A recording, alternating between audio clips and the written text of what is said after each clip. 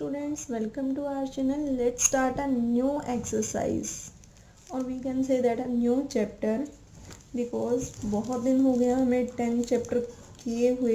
10A exercise हम बहुत पहले कर चुके हैं और चैप्टर का नाम है हमारे पास quadrilateral. Now tell me what is quadrilateral, what is the definition of quadrilateral. किसे कहते हैं quadrilateral? Quadrilateral is that closed figure which is made up of 4 line segment. Quadrilateral क्या हमारे पास क्लोज्ड फिगर है जो हमारे पास क्वेश्चन नंबर 1 है, ये सारे के सारे क्वाड्रिलेटरल्स हैं। क्वेश्चन नंबर 2 भी क्वाड्रिलेटरल है, मतलब क्लोज्ड फिगर है, क्लोज्ड होना चाहिए और वो लाइन सेगमेंट से मिलके बने होने चाहिए। What is the difference between the line and the line segment? Line को हम दोनों तरह से एक्सटेंड कर सकते हैं, बड़ी कर सकते हैं, बट लाइन सेगमेंट के both the end points are fixed.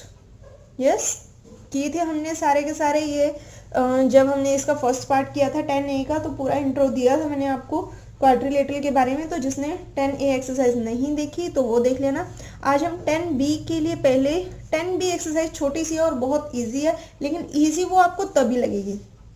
दो ही ऑप्शन है आपके पास, या तो उस एक्सरसाइज का रट्टा मारो, है ना, रट्टा मारोगे और क्वेश्चन में नोट करके आ गया, या थोड़ा सा भी रेक्टेंगल की जगह पैरेललोग्राम आ गया, या कुछ भी एक वर्ड चेंज हो गया तो आप कंफ्यूज हो जाओगे, है ना। रट्टे तो याद नहीं रहते ना। तो करना क्या है, सिर्फ थोड़े से पॉइंट्स हैं हमारे पास जो कि आपको समझने हैं। समझ लोगे तो लाइफ टाइम काम भी आएंगे। तो एक्सरसाइज के डायरेक्ट क्वेश्चन करवाने से पहले मैं आपको कुछ बता रही हूँ, सम टाइप्स ऑफ क्वाड्रिलेटरल। अब parallelogram, rhombus, rectangle, square are special types of quadrilateral. Quadrilateral तो है लेकिन एक स्पेशल टाइप का क्वाड्रिलेटरल है। स्पेशल टाइप का कैसे? Parallelogram, parallelogram is also a quadrilateral. Quadrilateral मतलब पैरेललोग्राम भी क्लोज फिगर है और जो कि 4 लाइन सेगमेंट से मिलके बने। रोम्बस की भी यही डेफिनेशन है, रेक्टेंगल की भी, स्क्वायर की भी, सारे के सारे 4 साइड से मिलके बने हुए हैं, 4 लाइन सेगमेंट से मिलके बने हुए हैं और ये क्लोज्ड फिगर है। लेकिन इनमें कुछ ना कुछ तो डिफरेंस है। चलो आपको पैरेललोग्राम और रोम्बस के बारे में मान लेते हैं नहीं पता, लेकिन रेक्टेंगल और स्क्वायर के बारे में तो पता है।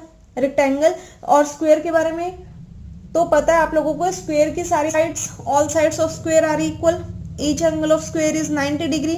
Rectangle opposite sides are equal, all angles of rectangle are 90 degree. पता है ना।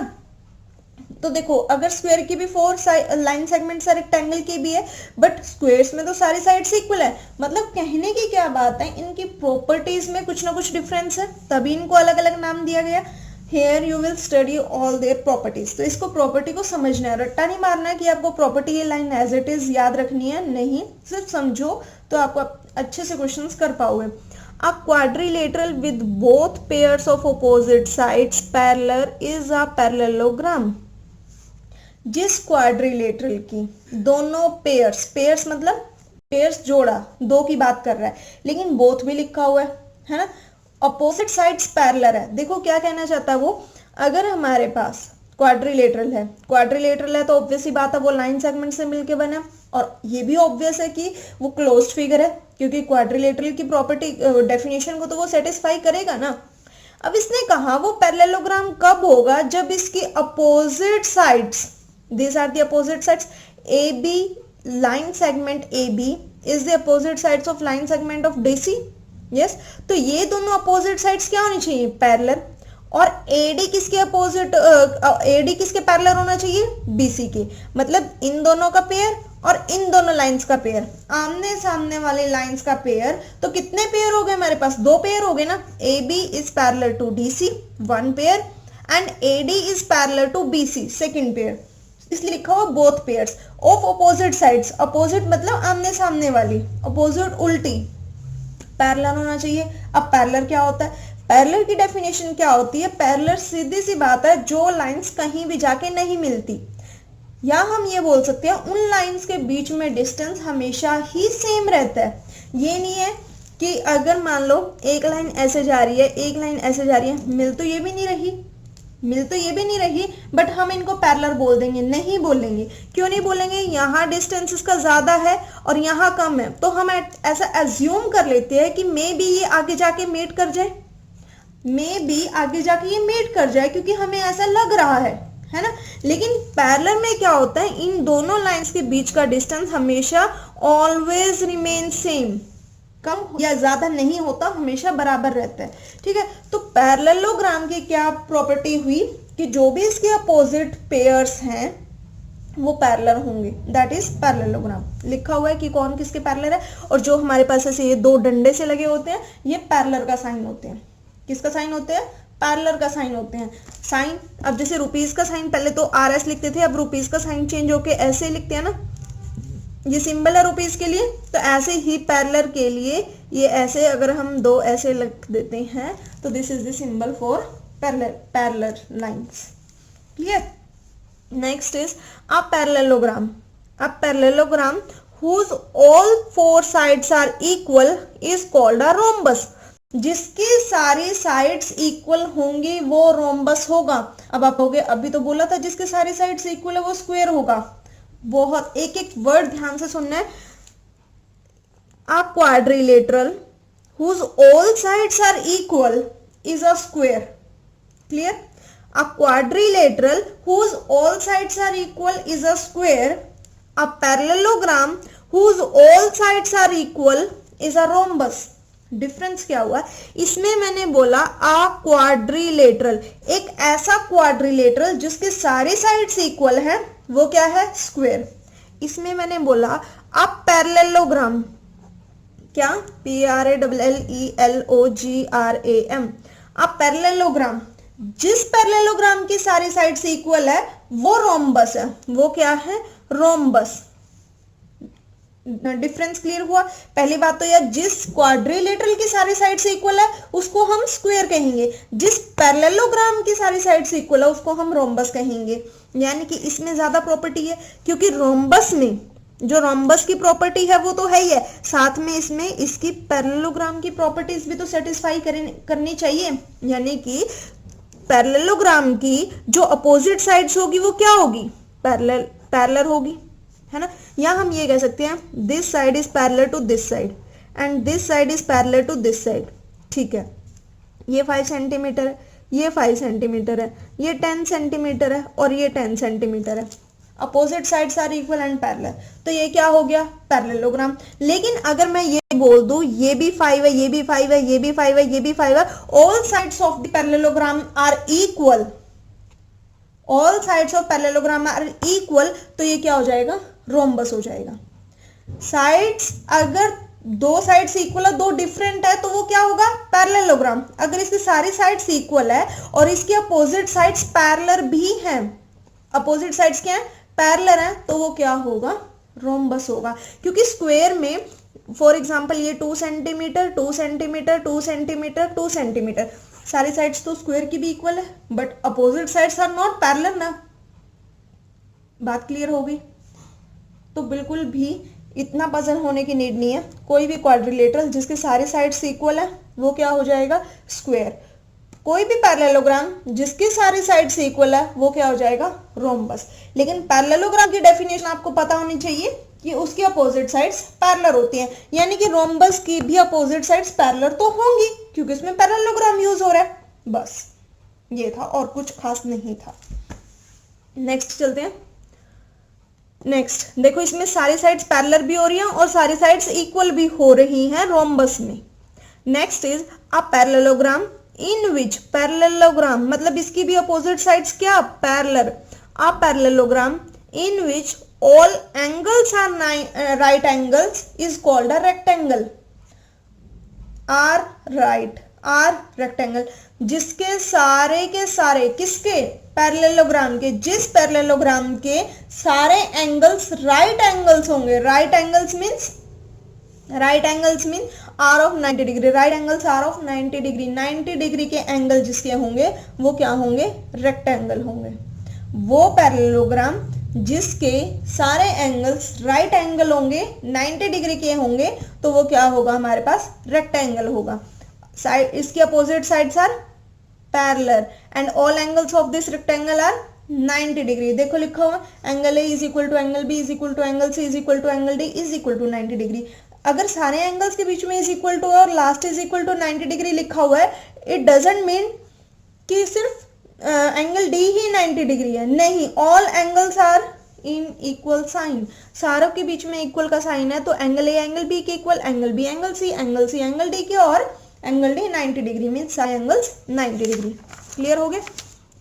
Next, a parallelogram having all equal sides and 4 right angles is called a square। वो पैरेललोग्राम जिसकी सारी साइड्स इक्वल है, रेक्टेंगल में इक्वल नहीं था क्योंकि रेक्टेंगल की सारी साइड्स इक्वल होती ही नहीं, क्योंकि अपोजिट साइड्स इक्वल होती है ना उसमें। तो a parallelogram whose all sides are equal and 4 right angles, इसमें भी रेक्टेंगल में भी 4 थे, इसमें सिर्फ थोड़ा सा चेंज करके बोल दिया। आप 4 ना भी बोलो तो भी ऑब्वियस ही बात है, क्योंकि स्क्वायर में 4 ही एंगल्स बनते हैं और सारे के सारे 90 डिग्री के एंगल होते हैं, राइट एंगल होते हैं। या फिर इसके डेफिनेशन को हम कैसे बोल सकते हैं? अ रेक्टेंगल, एक ऐसा rectangle all sides equal is called a square. मतलब रेक्टेंगल को हम स्क्वायर बोल सकते हैं, है ना? नहीं, a rectangle having all sides equal, अगर हमारे पास रेक्टेंगल है, अगर रेक्टेंगल की सारी साइड्स इक्वल हो जाएं तब हम उसको स्क्वायर बोलेंगे, क्योंकि रेक्टेंगल में हम श्योर नहीं है कि उसकी सारी साइड्स इक्वल हैं या नहीं है। हम सिर्फ ये कह रहे हैं रेक्टेंगल की डेफिनेशन में कि उसकी अपोजिट साइड्स इक्वल होंगी, लेकिन अगर रेक्टेंगल की सारी साइड्स इक्वल हो जाएं तो वो क्या हो जाएगा? स्क्वायर हो जाएगा। A rhombus having all angles right angles, अगर रोम्बस के सारे एंगल्स 90 डिग्री के हो जाएं तो भी वो स्क्वायर हो जाएगा। क्यों? क्योंकि रोम्बस क्या था? एक पैरेललोग्राम ही तो था। यही तो बोला था कि पैरेललोग्राम की अगर सारी साइड्स इक्वल हो जाएं, और स्क्वायर भी तो यही कहता है जिसकी सारी साइड्स इक्वल हो। पैरेललोग्राम यूज कर लो या रोम्बस यूज कर लो, क्योंकि रोम्बस की डेफिनेशन के अंदर ही इंक्लूड है पैरेललोग्राम, है ना? तो सारी चीजें ये आपको पता होनी चाहिए। Next is quadrilateral. Quadrilateral is that closed figure which is made up of 4 line segment. Quadrilateral के अंदर आता पैरेललोग्राम। अब पैरेललोग्राम के अंदर रोम्बस, रेक्टेंगल, स्क्वायर, सारे पढ़ लिए हमने। ठीक है जी, अब हम करते हैं अपनी एक्सरसाइज 10B। 10B एक्सरसाइज छोटी सी एक्सरसाइज है और सिर्फ 2 ही क्वेश्चन है इसके अंदर। Tell whether each statement is sometimes S, always A और नेवर एन ट्रू। हमें क्या बताना है? हमें ये बताना है कि जो भी हमें ये नीचे ए टू आई इतने पार्ट्स गिवन है कि वो हमेशा ही ट्रू है या समटाइम्स कभी कभार ट्रू हो जाते हैं या कभी भी ट्रू नहीं होते। तो इसलिए अगर ऑलवेज ट्रू है तो उसके लिए ए लिखना है, नेवर ट्रू मतलब कभी भी ट्रू नहीं होते तो एन लिखना है, और समटाइम्स कभी कभी ट्रू हो जाते हैं तो उसके लिए हमें एस लिखना है। तो देखते हैं, a rectangle is a parallelogram. एक रेक्टेंगल क्या है? पैरेललोग्राम है। क्या रेक्टेंगल पैरेललोग्राम है? A rectangle is a parallelogram. बिल्कुल, रेक्टेंगल हमेशा ही पैरेललोग्राम होता है। पैरेललोग्राम क्या होता है? Whose opposite sides are parallel, whose opposite sides are parallel. और पैरेलल तो रेक्टेंगल में भी जो साइड्स होती हैं उनमें हमेशा डिस्टेंस ऑलवेज रिमेन्स सेम, है ना? चाहे हम इधर वाली साइड्स लें या हम इधर वाली वर्टिकल लें या हॉरिजॉन्टल लें, उनमें भी हमेशा डिस्टेंस सेम रहता है, पैरेलल लाइंस होती हैं। तो ऑलवेज ट्रू। फर्स्ट का ऑप्शन क्या आ जाएगा? Answer A. फर्स्ट का answer A, always true. A rhombus is a square. क्या रोम्बस स्क्वायर हो सकता है? क्या होता है? हमेशा होता है या हो सकता है या होता ही नहीं है? Rhombus can be a square. Rhombus square हो सकता है। कैसे? अगर रोम्बस की सारी साइड्स इक्वल ना हो, पैरेलल तो हो बट इक्वल ना हो, तो फिर वो स्क्वायर नहीं होगा ना, वो स्क्वायर नहीं होगा। अगर रोम्बस की सारी साइड्स इक्वल तो है, ठीक है, और वो पैरेलल भी है, तब वो क्या है? स्क्वायर है। अगर उसकी सारी साइड सिर्फ पैरेलल है, इक्वल नहीं है, तो वो स्क्वायर नहीं है। तो वो इसका आंसर क्या आएगा? समटाइम्स। ऐसा आएगा समटाइम्स, क्योंकि रोम्बस की ये पर्टिकुलर कोई डेफिनेशन ये नहीं है कि उसकी सारी साइड्स इक्वल होनी चाहिए, है ना? अगर उसकी सारी साइड्स इक्वल हो जाती हैं तो वो स्क्वायर हो सकता है। तो इसका आंसर क्या आएगा? Sometimes true. Third option, third part, a parallelogram is a rhombus. क्या पैरेललोग्राम रोम्बस हो सकता है? A parallelogram is a rhombus. इसका आंसर भी क्या आएगा? समटाइम्स ट्रू, क्योंकि पैरेललोग्राम क्या है? Whose opposite sides are parallel, है ना? तो ये इसका आंसर क्या आ जाएगा? Sometimes true. A rhombus is a rectangle. क्या रोम्बस रेक्टेंगल हो सकता है? वही बात, अगर इसकी सारी साइड्स इक्वल हो गई तो वो स्क्वायर हो जाएगा, अगर उसकी सारी साइड्स इक्वल नहीं हुई, उसकी अपोजिट साइड्स इक्वल हुई तो वो रेक्टेंगल हो जाएगा, अगर उसकी सारी साइड्स अनइक्वल हुई तो वो रोम्बस रहेगा। ठीक है, तो इसका भी आंसर डी का क्या आ जाएगा? स्क्वायर की तरह, sometimes true. A square is a rhombus. क्या स्क्वायर रोम्बस होता है? हमेशा होता है, क्योंकि जो स्क्वायर की प्रॉपर्टी होती है वो रोम्बस की प्रॉपर्टी को फुलफिल करती है। स्क्वायर की प्रॉपर्टी क्या कहती है? जिसकी सारी साइड्स इक्वल हो। रोम्बस की अगर सारी साइड्स इक्वल हो तो रोम्बस को तो फर्क पड़ता ही नहीं, उसकी साइड्स चाहे इक्वल हो या अनइक्वल हो, है ना? क्या उसकी जो स्क्वायर है उसकी all angles of square are of 90 degree, तो ठीक है, ये प्रॉपर्टी भी सेटिस्फाई होती है। इसकी सारी जो भी both pairs of square are in parallel, तो रोम्बस के भी पैरेलल, तो बिल्कुल स्क्वायर रोम्बस होता है, ये हमेशा ट्रू है। बट रोम्बस स्क्वायर होता है ये कभी कभार ट्रू है, तो बहुत अच्छे से समझ लो इन बातों को। Next is are rectangle is a quadrilateral, always true. Rectangle quadrilateral होता है? बिल्कुल होता है, क्योंकि रेक्टेंगल बना के देख लो और क्वाड्रिलेटरल की प्रॉपर्टी उसमें सेटिस्फाई करवाने की कोशिश करो। एक रेक्टेंगल बनाया आपने, रेक्टेंगल। अब क्वाड्रिलेटरल क्या कहता है कि क्वाड्रिलेटरल, कोई भी फिगर को क्वाड्रिलेटरल कहने के लिए उसकी दो कंडीशन फुलफिल होनी चाहिए, कि वो तो क्लोज्ड होना चाहिए, रेक्टेंगल भी क्लोज होता है, वो 4 लाइन सेगमेंट से मिलकर बनाना चाहिए, रेक्टेंगल भी 4 लाइन सेगमेंट से मिलकर बनता है, तो always true. F part always true. G part, a square is a rectangle. ये बहुत कंफ्यूज करते हैं और पेपर में भी टीचर यही देता है, या तो a square is a rectangle या a rectangle is a square. बच्चा कंफ्यूज कि रेक्टेंगल रेक्टेंगल होता है, स्क्वायर स्क्वायर होता है ना? ऐसा नहीं होता। क्या स्क्वायर रेक्टेंगल होता है? अ square is a rectangle. A square is a rectangle, always true. A square is a rectangle. Square है, क्या ये रेक्टेंगल होता है? अब रेक्टेंगल की प्रॉपर्टीज इसमें सेटिस्फाई करवाने की कोशिश करो। रेक्टेंगल क्या कहता है? रेक्टेंगल ये कहता है रेक्टेंगल के हर एंगल 90 डिग्री का होना चाहिए, स्क्वायर का भी होता है। ठीक है, रेक्टेंगल में 4 लाइन सेगमेंट से मिलके बनता है, स्क्वायर भी 4 लाइन सेगमेंट से मिलके बनता है, ये भी ठीक है। लेकिन दिक्कत कहाँ आती है कि स्क्वायर की तो सारी साइड्स इक्वल, स्क्वायर की सारी साइड्स इक्वल। फॉर एग्जांपल ये 6 सेंटीमीटर, तो all sides of square are equal, तो सारे के सारे साइड्स क्या हो जाएंगे? 6 सेंटीमीटर। ठीक है जी। लेकिन रेक्टेंगल में हम क्या बोलते हैं कि इसकी एक लेंथ होती है, लेंथ हमेशा ब्रेड से बड़ी होती है, तो कुछ ना कुछ इस टाइप का बनाते हैं, है ना?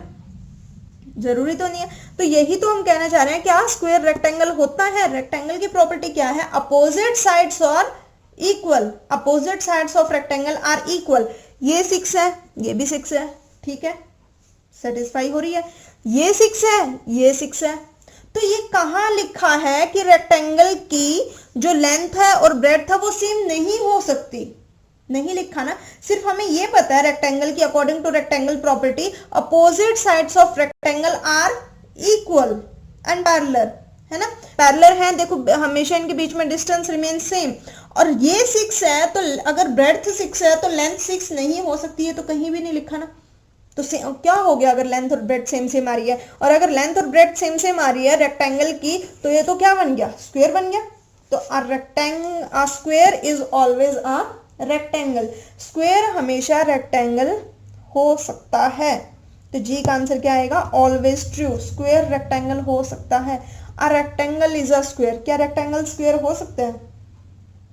अ रेक्टेंगल इज अ स्क्वायर, इसका आंसर आएगा समटाइम्स ट्रू। समटाइम्स ट्रू क्यों? कि रेक्टेंगल स्क्वायर बनेगा या नहीं बनेगा? रेक्टेंगल स्क्वायर कब बनेगा? अगर ये 6 है, अपोजिट साइड 6 है, और ये लेंथ इसकी 10 है, 10 सेंटीमीटर, और ब्रेड्थ इसकी 6 सेंटीमीटर। अगर ये लेंथ भी 6 सेंटीमीटर हो जाए कि length is equal to breadth, अगर ऐसा समटाइम्स केस बन जाए तो ये रेक्टेंगल क्या बन जाएगा? स्क्वायर। अदरवाइज ये क्या रहेगा, रेक्टेंगल रहेगा। यानी अगर length is equal to breadth हो तभी तो वो स्क्वायर बनेगा ना, हमेशा तो नहीं बनेगा ना। हमेशा तो ऐसा नहीं होता ना कि length is equal to breadth हो, मे भी वो दे देता है कि ब्रेड्थ 2 सेंटीमीटर, लेंथ 3 सेंटीमीटर, है ना, तो फिर उस केस में तो ये रेक्टेंगल ही रहेगा। But if in some cases length is equal to breadth, दोनों लेंथ और ब्रेड्थ सेम सेम हो जाए तो वो क्या बन सकता है, क्या बनेगा, क्योंकि वो स्क्वायर की प्रॉपर्टी को सेटिस्फाई करेगा, all sides of square are equal. तो इसका आंसर क्या आएगा, a rectangle can be a square, sometimes आएगा इसका answer, but square is always a rectangle, square हमेशा रेक्टेंगल होता है। Clear. I part, a rectangle is a rhombus, क्या रेक्टेंगल रोम्बस हो सकता है, नेवर, रेक्टेंगल रोम्बस नहीं होता। क्या नहीं होता, रेक्टेंगल रोम्बस नहीं होता। आप मुझे रीजन बताएंगे क्यों नहीं होता। हम नेक्स्ट क्वेश्चन पर चलते हैं, सेकंड पर। इजी है, नहीं होता वो मैंने बता दिया, बट आपको क्या बताना है कि क्यों नहीं होता। अ ट्राइंगल इज इक्विलेटरल, पहली बात तो हमें पता होनी चाहिए कितने टाइप्स के ट्राइंगल होते हैं, कितने टाइप्स के ट्राइंगल होते हैं। ट्राइंगल बेसिकली हम 3 टाइप्स के पढ़ते हैं। अगर सारी sides, if all sides of triangle are equal, if all the sides, all means 3 sides, if all the sides of a triangle are equal then it is called equilateral triangle, equilateral triangle, है ना, equi से ही पता लग रहा है equal, all sides are equal, equilateral triangle। if 2 sides are equal, अगर triangle की for example ये और ये साइड्स इक्वल है और ये साइड अनइक्वल है, ये साइड इक्वल है, कोई भी 2 साइड इक्वल है और तीसरी अनइक्वल है, मतलब उन 2 से अलग है, तो उसको हम क्या बोलते हैं, आइसोसेलेस ट्रायंगल। क्या बोलते हैं, isosceles triangle. And if all the 3 sides of triangle are unequal, तीनों ही अलग अलग हैं, एक 5x, एक 6x, 7 है, whatever be the sides are, तो उसको हम क्या बोलते हैं, if all the sides of triangle are unequal, equal नहीं है, अलग अलग हैं, तो उसको हम क्या बोलते हैं, scalene triangle, scalene triangle. Clear, equilateral, isosceles, scalene. पढ़ते हैं क्वेश्चन क्या था, अ ट्रायंगल इज इक्विलेटरल, एक ट्रायंगल इक्विलेटरल ट्रायंगल कब होगा, if and only if the triangle is equi angular. Equi angular, बहुत ध्यान से समझना, इक्वी एंगुलर मतलब अगर उसके एंगल्स इक्वल हो, नाम से ही पता लग रहा है इक्वी एंगुलर, अगर उसके सारे एंगल्स इक्वल हैं तो वो इक्विलेटरल ट्रायंगल हो जाएगा। इस इफ एंड ओनली इफ का मतलब पता है क्या होता है, इफ एंड ओनली इफ, इसको शॉर्ट फॉर्म में ऐसे भी लिख देते हैं IFF, इसका मतलब भी यही होता है, if and only if, short form है ये इसकी, इफ एंड ओनली इफ की। इसमें 2 कंडीशन होती है, एक इफ एंड ओनली इफ से पहले देते हैं, एक इफ एंड ओनली इफ से बाद में देते हैं। तो इफ एंड ओनली इफ का क्या मतलब होता है, अगर पहले वाली कंडीशन है तो दूसरे वाली होगी, दूसरे वाली को प्रूव करो, अगर दूसरे वाली है तो पहले वाली होगी, मतलब अगर ऐसा है तो ऐसा है, ऐसा है तो ऐसा है। ठीक है, अब ये क्या कह रहा है क्वेश्चन हमारा, अगर कोई equilateral, a triangle is equilateral if and only if the triangle is equiangular, कि अगर उसके एंगल्स इक्वल होंगे तब भी उसके सारे साइड्स इक्वल होंगी, या फिर अगर उसके सारे साइड्स इक्वल हैं तो उसके सारे के सारे एंगल्स भी इक्वल होंगे। तो क्या ऐसा होता है, क्या ऐसा होता है, नो, हमेशा नहीं होता कि अगर उसके सारे साइड्स इक्वल हो तो उसके सारे एंगल्स भी इक्वल होंगे, और या फिर अगर उसके सारे एंगल्स इक्वल हो तो उसके सारी साइड्स भी इक्वल होगी, ऐसा जरूरी नहीं होता। तो इसका आंसर क्या आएगा, no. Can you make a similar statement about a quadrilateral, ये तो ट्राइंगल की थी जिसमें 3 साइड्स होती है, क्या ऐसी ही एक कंडीशन कि अगर ऐसा है तो ऐसा है, ऐसा है तो ऐसा है, क्या ऐसी ही एक कंडीशन हम क्वाड्रिलेटरल के लिए बना सकते हैं, क्या बना सकते हैं, बिल्कुल बना सकते हैं। इसका रीजन क्या दे सकते हैं हम, a triangle is equiangular if and only if the triangle is equiangular. No, a rhombus is equilateral, rhombus जो होता है वो हमारे पास इक्विलेटरल होता है, रोम्बस आर ऑफ 4 साइड्स, ऐसे बनता है कुछ रोम्बस। जो रोम्बस है, आ रोम्बस इज इक्विलेटरल, हमें पता है रोम्बस की सारी साइड्स क्या होती हैं, इक्वल, पता है ना, दोबारा प्रॉपर्टी पढ़ लेना चाहे, all sides of rhombus are equal, but not equiangular, लेकिन इसके सारे के सारे एंगल्स इक्वल नहीं होते, ठीक है। और रेक्टेंगल इज इक्वी एंगुलर, जो रेक्टेंगल होता है, जो रेक्टेंगल क्वाड्रिलेटरल के ही टाइप बता रही हूँ, जो रेक्टेंगल होता है उसके सारे के सारे एंगल्स इक्वल होते हैं, इक्वल होते हैं ना, और कितने के होते हैं, 90 डिग्री के। हमें पता है वो राइट एंगल क्वाड्रिलेटरल है, बट नॉट इक्विलेटरल, लेकिन ये इक्विलेटरल नहीं है। इक्विलेटरल मतलब इसके सारे साइड्स, जरूरी तो नहीं है ना रेक्टेंगल की सारी साइड सेम होती है, हम क्या बोलते हैं डेफिनेशन रेक्टेंगल की, कि अपोजिट साइड्स आर इक्वल। तो दोनों केसेस बता दिए कि रेक्टेंगल जो है उसके सारे एंगल्स इक्वल हैं बट साइड्स इक्वल नहीं है। रोम्बस के सारे साइड्स इक्वल हैं बट एंगल्स इक्वल नहीं है। तो ये हमने किसका रीजन दे दिया, क्वाड्रिलेटरल का रीजन एक्सप्लेन कर दिया कि क्या है ऐसे ऐसे स्टेटमेंट। तो यही था, बस इसकी कुछ प्रॉपर्टीज याद रखनी थी जो हमारे पास 2-4 क्वाड्रिलेटरल थे। होप सो आपको ये एक्सरसाइज समझ आई होगी।